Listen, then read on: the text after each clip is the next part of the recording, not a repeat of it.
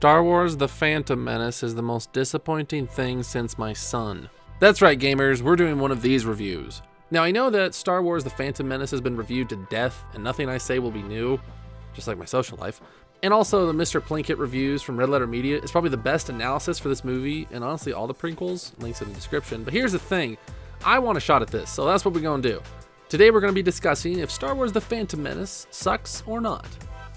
Spoilers, it does. It really does. Now, unlike my normal process, I'm not going to be nitpicking every aspect of this movie. One, because that'd just be too easy. And second, because I thought we could analyze this movie and see why it fails as a movie. I know I'm going to miss a lot of details in this review, so if I miss something, don't get mad at me. Mr. Plinkett, Red Letter Media, I already said, did a great job of covering this movie detail by detail. Just go watch that. If I were to cover it detail by detail, first off, it'd be too easy. And second, we'd be here forever. This is supposed to be a short review, so yeah, just go watch that review if you want it super detailed, but here you go for the short review. Let's have some fun. Or try. First, let's look at the characters. And here's my question. Who is the main character in this movie? Qui-Gon? Well, I wouldn't say him. He's definitely the most prominent character in the movie. I mean, like, he's basically in every scene. But this movie really isn't about him.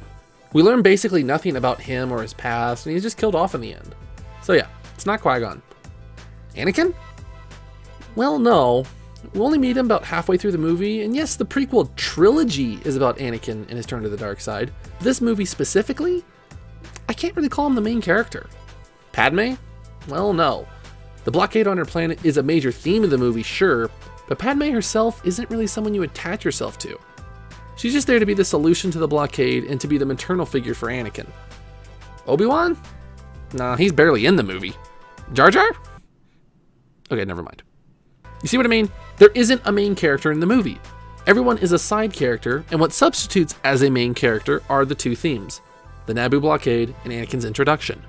Now, I'll talk about the themes later. Let's get back to the characters. I want to discuss their character traits. Can you describe Qui-Gon's personality? Let me take a guess of what you're thinking. Wise, stoic, maybe calm. Did you use any of those words? How about Padme? Stoic, slightly spunky, yeah, somewhere in there. How about Obi-Wan? Stoic. Shmi?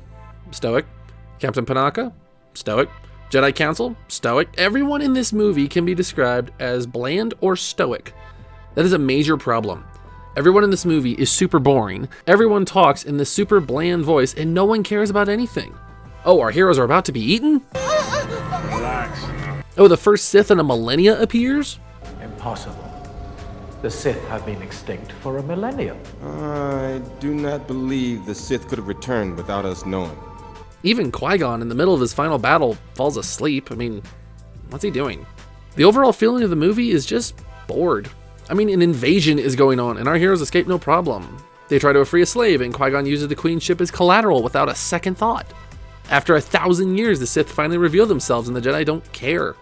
While trying to storm Theed Palace, they bring a child into a war zone. I guess it can't be that dangerous. You see what I mean? No one cares about anything. And that includes the audience. Now let's talk about the plot. The basic idea of the plot is the Jedi were sent to Naboo to discuss a trade dispute, but they discover an invasion army, and their first priority is to warn the Naboo. They rescue the royal entourage and escape the planet, but the ship is damaged, and they need to make an emergency landing to fix the ship. They happen to come across a boy who can help them, and our heroes recognize him as someone special and take him with them. On the way out, they meet up with a bad guy and barely escape. Once they get to Coruscant, they find that no one will help them, so they go back to do it themselves. They win, and only one person dies. Now let's explore this a little bit.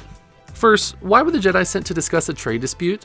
Since when did a slightly rebellious Jedi and a Padawan become experts in intergalactic politics? Next, why did Palpatine want to invade Naboo in the first place? This part was never explained.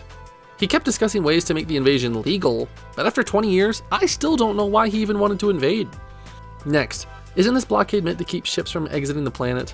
So why was a single ship able to slip through with pretty much no effort? Why was Qui-Gon's go-to plan to bet on their only mode of transportation on a hunch that this kid will win at an extremely dangerous sport in which he has never even finished a complete race before?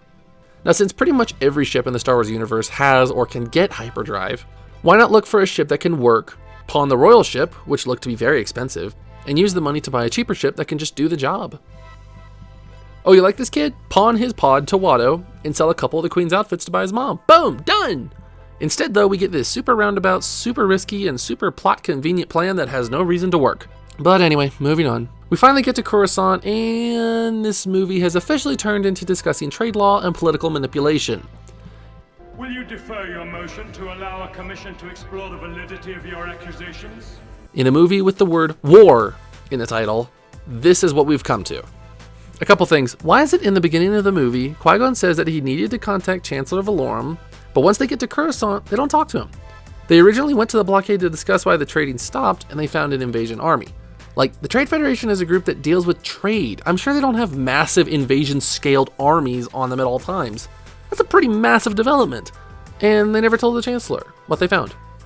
Like, at all. It's just basically forgotten that Qui-Gon needed to tell him about what he'd found. One of the dumbest moves in the whole movie was the Jedi Council rejecting Anakin's request to join the Jedi Order because they sensed fear in him.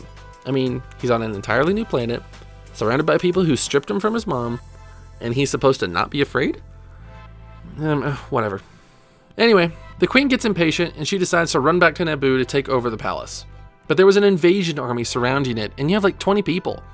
Sure, most of the army goes and fights the Gungans, but I'm pretty sure a small army would have stayed back to protect the palace.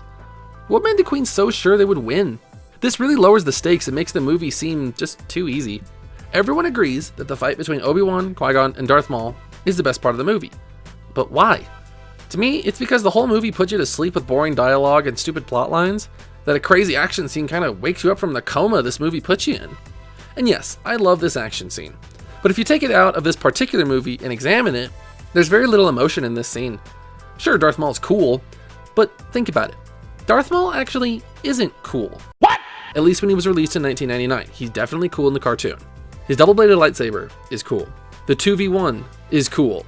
The score is popping off. I mean, seriously, Duel of the Fates might be the best piece of score ever written. But we know nothing about these characters.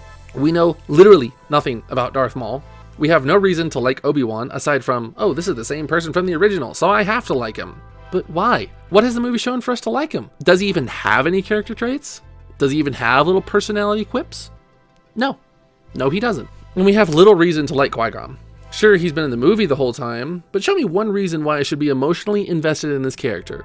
Between his really weird decision-making and his extremely boring personality, what should I even like about him? Honestly, the only reason we like him is because of the large amount of screen time he gets. So, Stockholm Syndrome. Yeah, pretty much. In quick thought, if Qui-Gon's lightsaber was able to melt steel in the beginning of the movie, why isn't Qui-Gon just melting into a pile of mush now? And lastly, yes, let's do a quick discussion on Jar Jar. Honestly, I don't think he was that bad.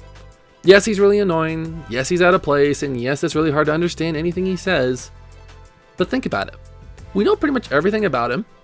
He's the only character aside from Anakin to describe his backstory. He's the only person to have a personality. And yeah, Jar Jar is really out of place. But he might be the best written character in the movie. Granted, I'm not saying he has a lot of competition, but I mean, I think he is.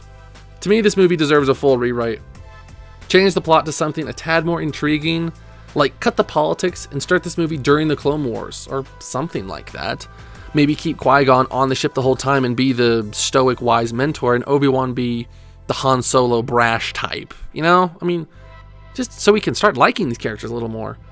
Last thing, every argument for liking this movie is based on two things: nostalgia and saying the themes save the movie. Oh, this is the movie I grew up with. Well, me too, but it still sucks. Just because you grew up with it doesn't make it a good movie. I'm sorry. I grew up with this movie too, and I loved it growing up. But it's not a good movie. And two is the people who say the story is what makes this movie good. Listen, you could take the worst movie ever and overgeneralize the themes and it'd be fine. But once you start picking it apart and asking questions, this movie just don't hold up. 1.5 out of 10. Good lord, how many more of these do I have to do?